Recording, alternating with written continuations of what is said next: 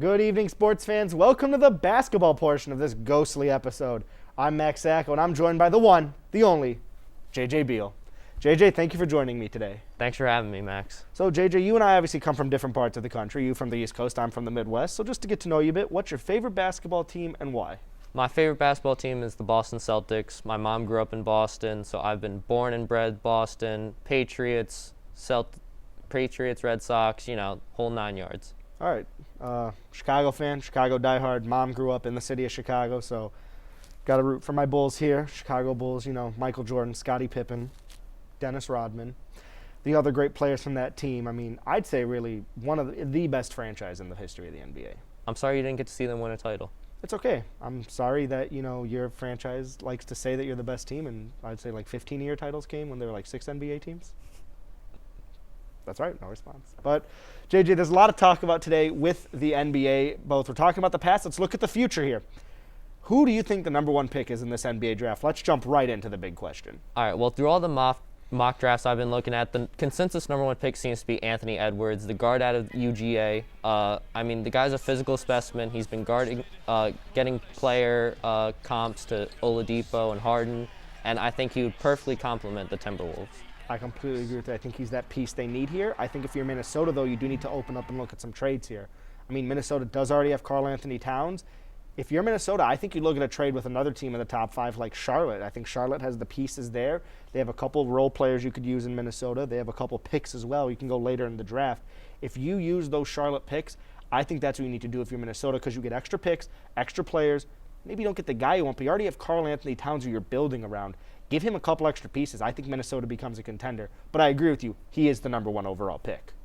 Yeah, I definitely think the Timberwolves need Anthony Edwards right now. I think he's better than any player the Hornets may have, other than if you're looking at Scary Terry Rozier, former Boston Celtic. He can be good when he facilitates, but I think Anthony Edwards is their piece for the future. I just don't know. I think he's keep it around Cat. I think Edwards' future is somewhere else instead. But let's take a look at another team who has a top 5 pick, the Golden State Warriors, a team that went from first to really the worst after a lot of injuries this season. Are they a team that needs to tool up this offseason with the free agent signing, or do you think more it was just a one-off season because of injuries that cost them?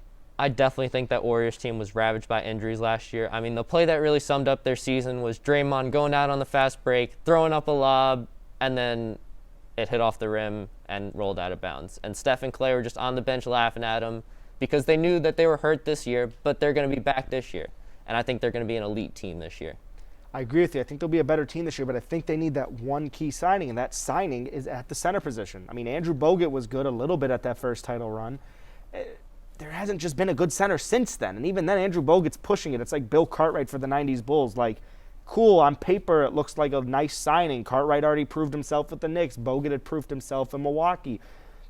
But then on the court, it's just kind of there. They're playing there. They need some sort of big, and I think that big answer is Montrezl Harrell. Maybe not the flashiest option, but a guy who can score for them, get in the post, get some baskets they need right away, and give them an answer so it's not just Draymond the only one trying to defend. I don't think the Warriors need a signing at all. They should do it through the draft, and that's James Wiseman, the center out of Memphis. His season got cut short after he was suspended by the NCAA, but I think that Wiseman is the one piece they need. The guy's an athletic specimen, and nobody will be able to stop him at the center position. But the problem is we haven't had a full season of tape on Wiseman. Cool, you might have a couple games, maybe some high school games, and he was getting recruited. You take that to the NBA. There's been a lot of guys who have had this great high school, great college, and then crashed out in the NBA.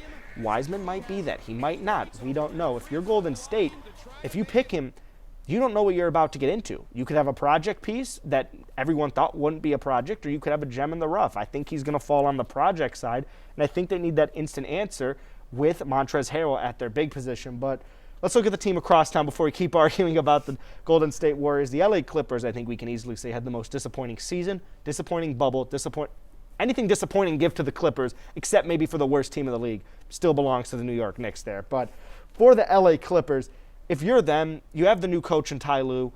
Two-parters here. Do you think Ty Lue's the right coach for that team? And are you looking to make a major signing if you're LA? I definitely think Tyronn Lue is the right coach for that team. He's shown that he can handle superstars before with LeBron and Kyrie, so I definitely think he can handle that in Kawhi and PG. And now, looking at the team as a whole, I definitely think they need to bring back Harrell. He was their center that really held it down in the middle. and I think that they're a very good team going into next year. I think the players are there. I think the coach is wrong. I think Ty Lue only ever got this rep as a good coach because he won a title with Cleveland. Now, be it you had LeBron James, Kevin Love, Kyrie Irving, 3 of them in their primes. Irving really starting to become a superstar, so 2 of them. Ty Lue has got this reputation because of that, and it hasn't transferred on paper. You saw what he did after everyone left, and he was in charge of a Cavaliers team that was really just Kevin Love and a couple random players from the league. I think you needed someone like a Kenny Atkinson, a coach with experience, a coach that was coming into this, a coach that has worked with superstars before, albeit Kyrie a very different superstar than Kawhi and Paul George, but he has that superstar experience and working with a team that maybe on paper looks really great, but in reality is fighting for a 6 seed like the Brooklyn Nets. The Brooklyn Nets is the definition of a team that on paper looks great, but in playing, it's kind of 50-50. I think he would have been the better fit than Ty Lue. I agree with you, though. The players don't need to get signed. It's really going to come down to if Paul George can step up. Yeah, I mean, Tyronn Lue's not going to go out there and shoot for Paul George. Paul George needs to step up and do it himself, because if he doesn't step up and do it, then they just wasted the draft picks on him, and it was a waste. That's exactly what it is. But I guess we'll wrap up here, JJ. We're talking about head coaches a bit. Let's look at the coaching carousel. Today, Steve Van Gundy going to the Pelicans, a move that I do not agree with at all. If you want to interject me there, I think that's a horrible move for a young New Orleans team. Obviously, Doc Rivers going 2 days later to Philadelphia, and now, again, Ty Lue getting promoted to the head coach in the Clippers. But Houston, the big position's still open. They don't have a head coaching job after Mike D'Antoni left. Who are you taking if you're Houston as your head coach? Well, they didn't have a GM until a couple weeks ago when they hired Raphael Stone. He was assistant to Morey, so I wouldn't expect the philosophy to change at all. But you mentioned Kenny Atkinson before. I think Kenny Atkinson is the guy for the Rockets. I say Kenny Atkinson. I say Kenny Atkinson again fits that LA mold. I think the better pick here is going to be someone like a former player, like Tim Duncan. Tim Duncan getting coaching experience as an assistant coach with the Spurs, and he has coached a couple games too and Pop left early because of an ejection. Tim Duncan's the right fit. You look at a team like Houston, that's a player-heavy team. That's a team with Russell Westbrook, James Harden, and other superstar players who need another player talking to them, another former player from the modern era. Look at Brooklyn. Kyrie Irving, Kevin Durant, a couple other players there, and who do they pick? Again, out of the blue, Steve Nash. But that's a former player who has worked with players, who has played against those guys, who now comes into that organization ready to coach with them. You bring Tim Duncan into that Rockets organization, he already played in Texas his whole career with San Antonio. He knows how to work with players, and he's played against these guys too. It's the right pick for them, and I think it's the pick that lets them take that next step, having a former player in there instead of just a coach or a guy who played in the 80s like Doc Rivers.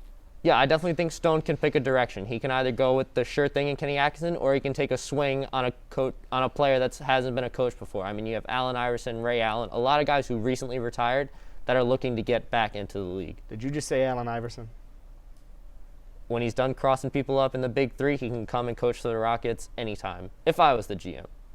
If you were the Rockets GM, I'm just going to leave it at that. But I'm happy we at least – Ray Allen I trust.